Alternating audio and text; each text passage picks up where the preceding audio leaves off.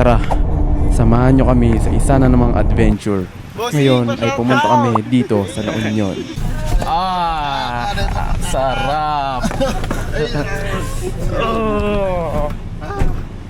Sulit na sulit ang napakahabang biyahe dahil ang kapalit ay fresh air, dagat at konting pahinga mula sa busy na buhay. 2 days and 1 night kami dito sa The Escape. Escape room! Hey! Ano to buya yung movie sa Netflix? Oh, escape room. Nasi babaw ya. Say to Mark. Maya! Dapat ko yan natuloy. Diyan mo na. Diyan mo na yan. Sarap.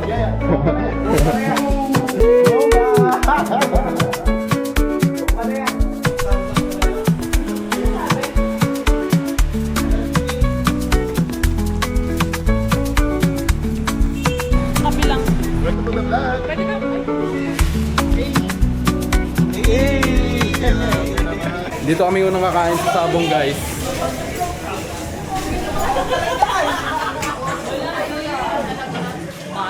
Ha? Bottle na maliit ay mas tipid pa siya. Anong in-order mo, Lois? Bagoong? Bagoong, ay honey bagoong. Saan? Korean soy. Saan? Akala ko dito tayo.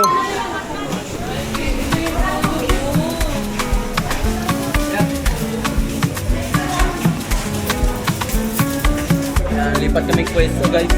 Maganda kami lights dito. Ay, kaya nilaban niya din eh. So, guys, kumusta naman?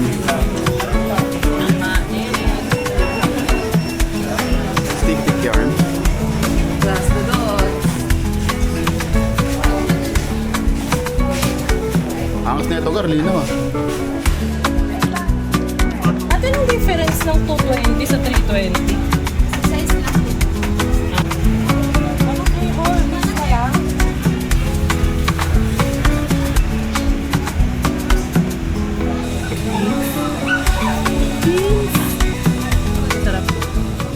So ano nang pumasabi niya, boss? Ayos naman, marirate ko dito is 11 out of 10. Ay, grabe naman. Sobra ka nagar. Pangalawang beses ko nang bumalik dito sa La Union. Pero ganun pa rin yung feeling. Ang sarap pa rin pakinggan ng hampas ng alon. Maramdaman yung maalat na hangin at syempre, tikman yung masasarap na pagkain.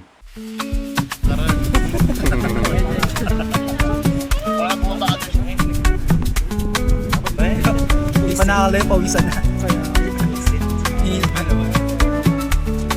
Kaya pala nagpay siya. Imaginein mo na lang na yung view mo is yung dagat at may tambayan na ganito tapos may malupit pa na acoustic. Kita aking sarili. Oh, bakit ba lagi na lang? Nitong mga nakaraang araw, medyo marami tayong kinaharap ng mga challenges. Minsan, kailangan mo lang huminto sandali para makahinga, para makapag-isip at maibalik yung energy mo.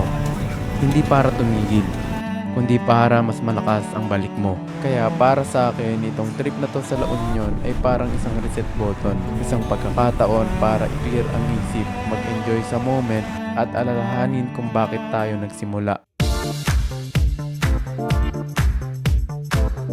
Pagsapit ng gabi, ito na nga ang mga kaganapan.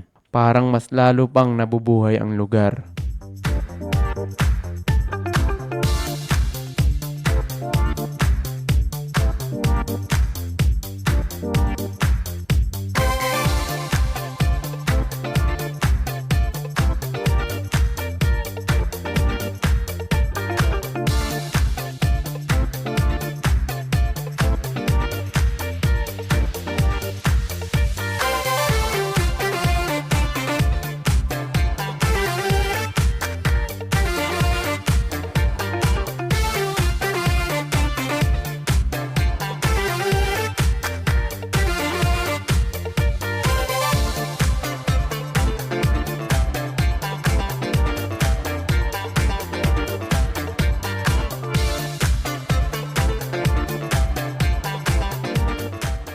morning guys.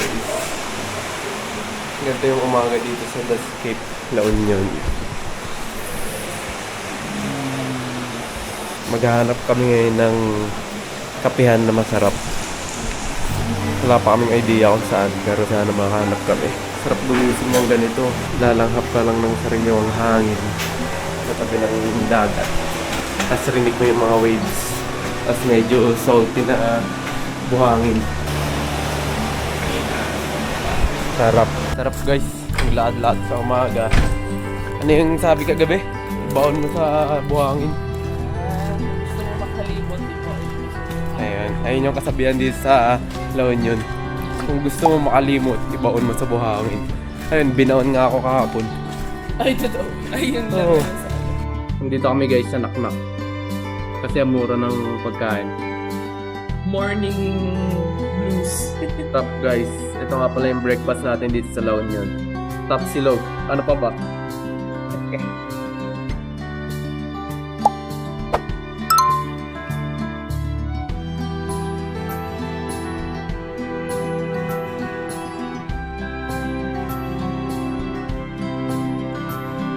Kape naman tayo ngayon dito sa El Union.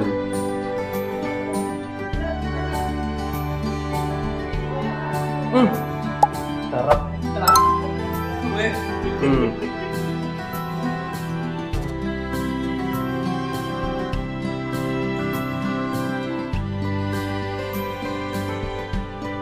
Ako na nililip! Baka magnanakaw! Ay, biglang na baril no? Patay ka. Ingat, gago.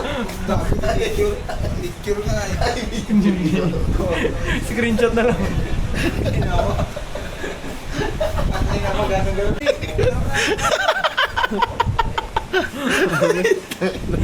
Meron na tanga, oh. Meron na nga, oh.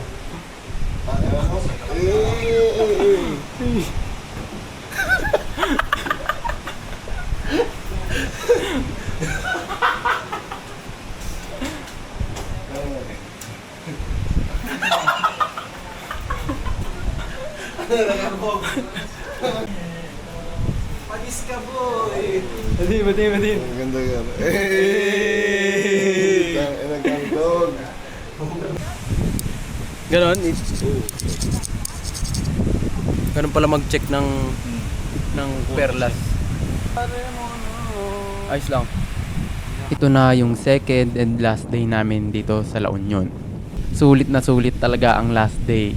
Only pictures, gala, at syempre walang tigil na food trip. Ang sarap sa feeling kapag nakakapunta ka sa ganitong klaseng lugar. Yung wala kang hinahabol na oras, wala kang kailangang isipin na trabaho, at ang iniisip mo lang ay kung saan susunod kakain at kung saan susunod pupunta. Dito naman tayo ngayon guys sa Kabsat para mag-lunch. Hindi nagbablog lang ako. Ay, go, guys. Ayun.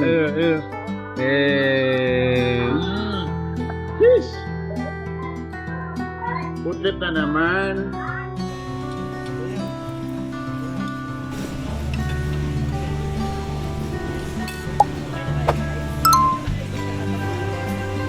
Pero habang nag-enjoy ako dito, napapaisip din ako. Ito pala yung mga dahilan kung bakit tayo nagsisikap. Hindi lang para magkaroon ng pera o maging successful, kundi para magkaroon tayo ng freedom na maranasan yung mga ganitong moments.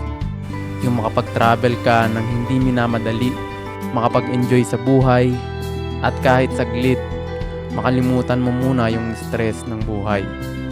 Kaya habang tinatamasa ako yung araw na to, mas lalo akong ginaganahan na magpatuloy. Kasi balang araw, gusto kong hindi lang paminsan-minsan magkaroon ng ganitong buhay. Gusto kong maging normal na parte na ito ng buhay ko. Pero sa ngayon, enjoy muna natin ang last day namin dito sa La Union. Only pictures, only food at memories na dadalhin natin pag-uwi. Last meal natin ngayon is dito sa Dampa. Pagkatapos nito guys, uwian na.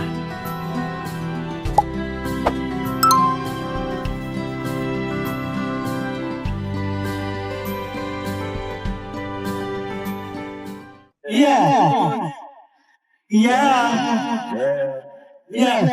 Hindi pa rin talaga sila sabay.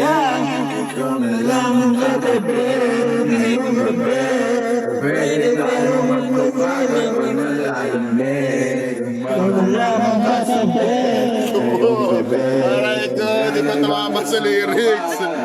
Cut!